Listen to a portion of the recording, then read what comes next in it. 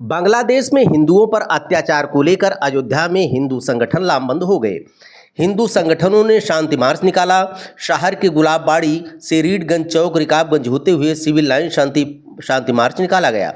इस दौरान हिंदू संगठनों ने प्रधानमंत्री, गृह मंत्री व मुख्यमंत्री के नाम संबोधित जिला प्रशासन को ज्ञापन सौंपा। उन्होंने सरकार से मांग की कि बांग्लादेश में हिंदुओं पर अत्याचार बंद हो। बांग्लादेश में हिंदुओं की बहन बेटियों से दुराचार हो रहा है। भारत से रोहिंग्या मुसलमान को बाहर किया जाए। वहीं मित्र मंच प्रमुख शरद पाठक बाबा व युवा नेता यश पाठक ने बताया कि एक और कार सेवा की जरूरत है। सरकार बांग्लादेश के मामले पर कोई हस्तक्षेप उसको करना पड़ेगा। रोहिंग्या मुसलमानों को निकालने के लिए और एक कार सेवा होगी। जुलूस को लेकर अयोध्या पुलिस मुस्तैद रही। बता दें कि पूरा कार्यक्रम धर्मसेना मित्र मंच हिंदू महासभा के द्वारा शांति पैदल मार्च आयोजित हुआ था।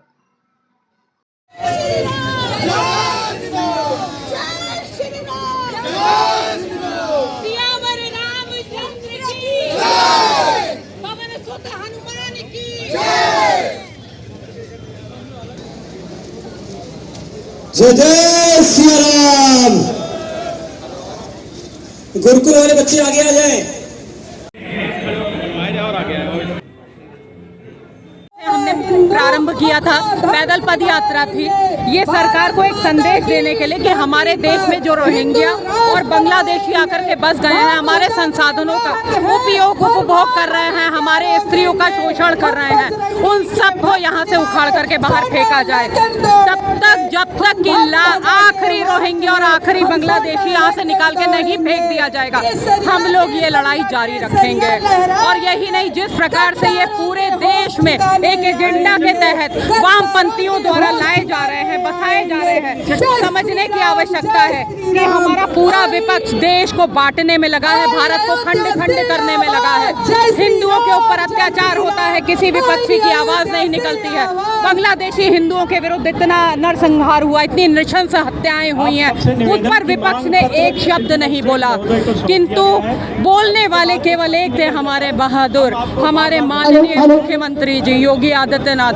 आज यहाँ से उनको ये संदेश देना है कि हम सब उनके साथ हैं, इस लड़ाई में वो अकेले नहीं हैं। और अब बहुत देर हो चुकी है, अब भारत में प्रधानमंत्री की कुर्सी योगी आदित्यनाथ जी के सुपुर्द कर देनी चाहिए, क्योंकि वही है जो इस देश के धर्म को, यहाँ के संसाधनों को, यहाँ की संस्कृति को बचा सकते हैं। जय श्री राम। अभी संतोष दुबे जी ने कहा कि जिस तरीके से बाबरी विध्वंस वाला आंदोलन जो चलाया गया था, उसी तरीके से ये भी आंदोलन चलाया जाएगा और लगभग लाखों की संख्या में जो यहाँ कार सेवकों को भारत माता की, भारत माता की, हर हर महादेव, हर महादेव, जय श्री राम, जय श्री राम।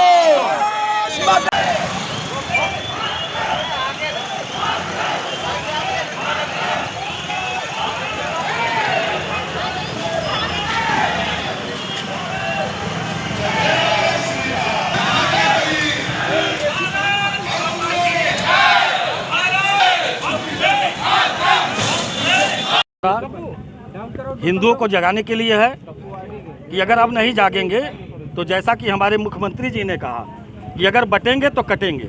अब ये स्थितियां साफ हो चुकी हैं, इसलिए मैं कहना चाहता हूं कि ना हमको बटना है ना हमको कटना है।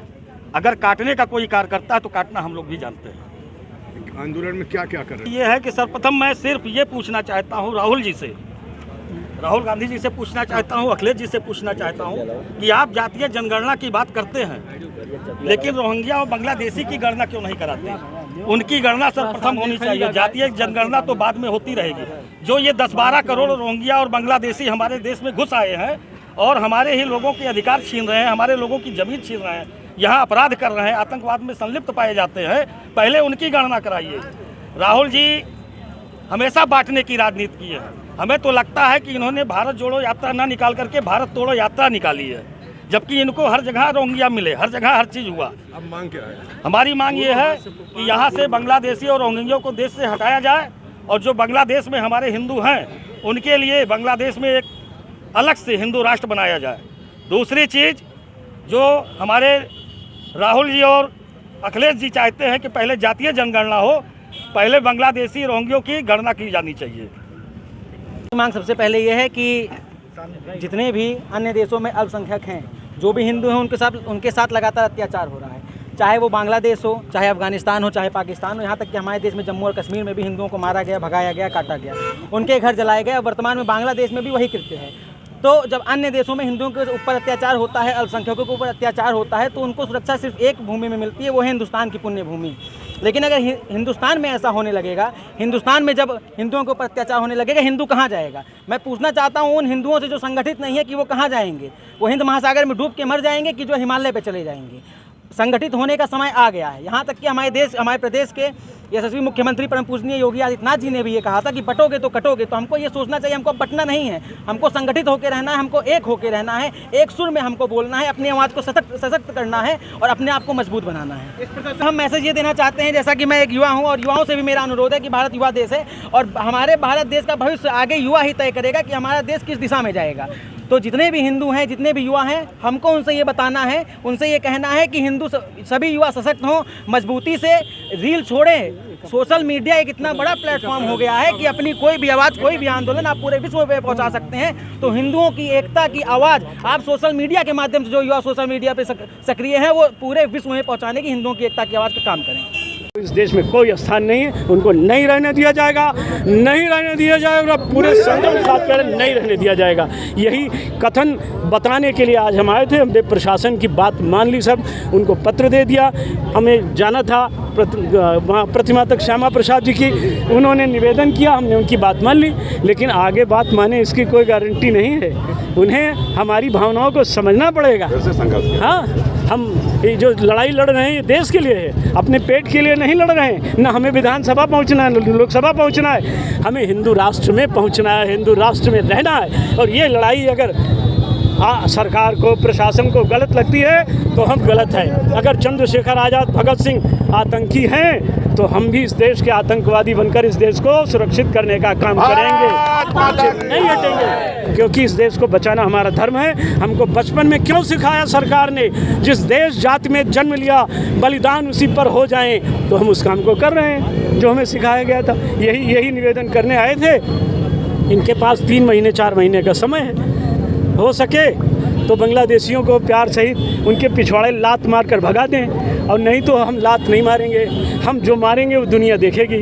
हम पिंकी चौधरी और तक शरण नहीं है कि हम NSM जेल चले जाएंगे। हम जाएंगे तो इतने हिंदू खड़ा करके जाएंगे कि जेलें भी 1 मिनट नहीं टिक पाएंगी। अब लड़ाई शुरू हो गई है, धर्म युद्ध है। अब सत्यमेव जयते के साथ एक और चीज़ है, धर्म में जयते।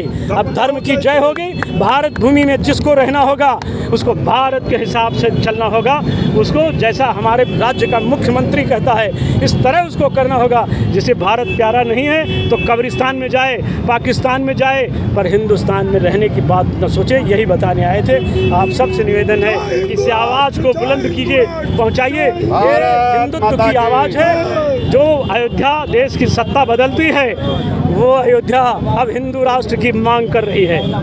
भारत के सत्ताधीशों को सोचना होगा, 100 बार सोच लें। जिस अयोध्या ने 4-5 बार भाजपा को सत्ता दी है, वो 1 बार अपनी मांग कर रही है। भारत को हिंदू राष्ट्र बनाओ, रोहिंग्या और बांग्लादेशी कुत्ते और सियारों से इस देश को मुक्त कराएं।